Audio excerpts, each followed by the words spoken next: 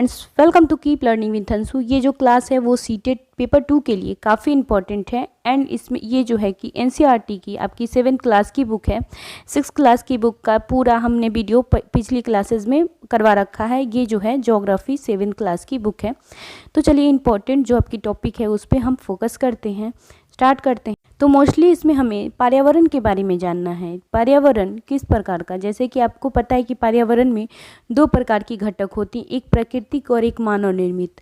आपको पता है पर्यावरण जो प्राकृतिक होती है उसको हम क्या कहते हैं, यहाँ पे जलमंडल कहते हैं एंड वायुमंडल, उसके बाद से स्थल मंडल और सजीव जैवमंडल कहते हैं। और जो मानव निर्मित होता है आप देख सकते हैं इमारत, पार्क, उसके बाद से पुल, सड़क, स्मारक, जो आपकी स्मारक पहले की हैं, और उद्योग को हम मानव निर्मित कहते हैं। ठीक है, इसमें मोस्टली हमें पर्यावरण के बारे में ही जानना है। तो देखिए उसके बाद से कह रहा है 2 प्रकार का जो होता है आपका, उसके बाद से जो जीवीय होता है और अजीवीय होता है। जो जीवीय होता है वो सजीव प्राणी, कह रहे हैं कि जो जीव होता है वो सजीव प्राणियों का संसार जैसे पादप एवं जंतु होता है, और जो अजीवीय होता है वो निर्जीव पदार्थों का संसार जैसे स्थल होता है।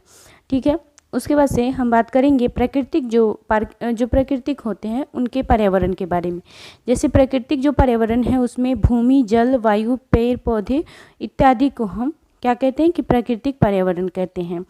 उसके बाद से स्थल मंडल, जल मंडल, वायुमंडल एवं जैव मंडल से आप पहले से परिचित हैं, जो हमने पिछली कक्षाओं में पढ़ाए हैं। कह रहे हैं कि पृथ्वी की ठोस जो परपट्टी या कठोर जो ऊपरी परत को स्थल मंडल कहते हैं। ठीक है, यह चट्टानों एवं खनिजों से बना होता है। यह मिट्टी की पतली परत से ढका होता है।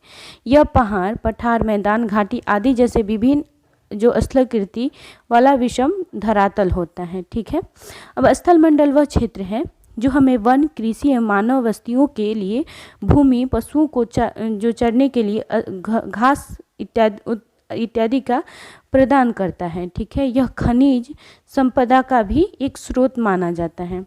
ठीक है, अब देख सकते हैं इस आकृति में है, ये है आपका वायुमंडल, जैवमंडल, जल मंडल एवं स्थल मंडल। ठीक है, अब हम बात करेंगे कि किस तरीके से यहाँ पे जल मंडल क्या होता है। जैसे जल के क्षेत्र को जल मंडल कहते हैं, नॉर्मल बात है। देन उसके बाद से हम ये कहेंगे कि जैसे नदी, झील, समुद्र, महासागर आदि जैसे विभिन्न जलाशयों से मिलकर बना होता है जो जल मंडल होता है। पृथ्वी के चारों ओर फैला हुआ है, आप लोग को पता ही है। और उसके बाद से जो पतली परत को वायुमंडल कहते हैं। जो पृथ्वी के चारों ओर फैला वायु की पतली परत को क्या कहते हैं, वायुमंडल कहते हैं। जिस पृथ्वी की गुरुत्वाकर्षण बल अपने चारों ओर वायुमंडल को थामे रखता है।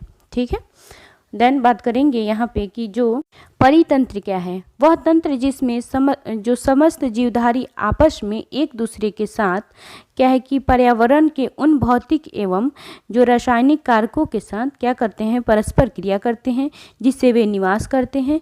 ये सब ऊर्जा और पदार्थ के स्थानांतरण होता है उसके द्वारा संबंधित होता है।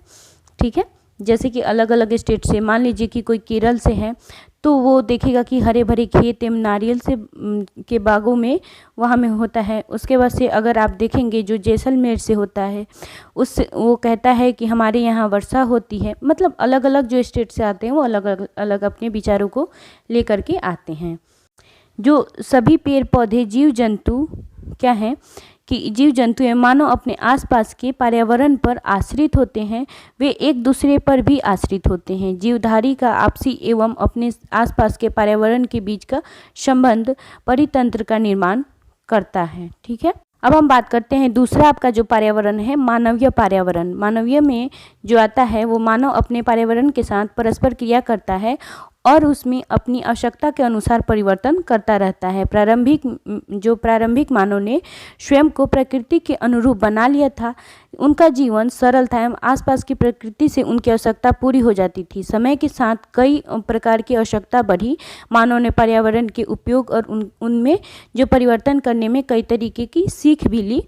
उसने फसल उगाना, पशुपालन एवं जो अस्थायी जीवन जीना सीख लिया। ठीक है, उसके बाद से पहिए का आविष्कार हुआ, आवश्यकता से अधिक अन्न उपजाया गया। उसके बाद से जो है कि वस्तु विनिमय पद्धति का भी विकास हुआ, जो अलग अलग सिस्टम का भी विकास हुआ। अब व्यापार आरंभ भी हो गया और उसके बाद से जो औद्योगिक क्रांति भी इसी के साथ उत्पन्न हो गई। अब आप बात करेंगे कि क्या आप जानते हैं कि जब आप गर्मी में तरबूज एवं सर्दी में जो आप मूंगफली खाते हैं, क्यों खाना पसंद करते हैं? क्योंकि ये भी एक प्रकृति का जो है कि पर्यावरणीय ही कारक है कि जिस समय में जिस तरीके का जो है कि क्योंकि प्रकृति एवं मानवीय पर्यावरण के बीच सही संतुलन होना आवश्यक है। मानव को पर्यावरण के साथ साथ में रह के और उसका उपयोग करना सीखना चाहिए। ठीक है फ्रेंड्स, अगर वीडियो पसंद आए तो प्लीज़ वीडियो को लाइक करें। Thank you.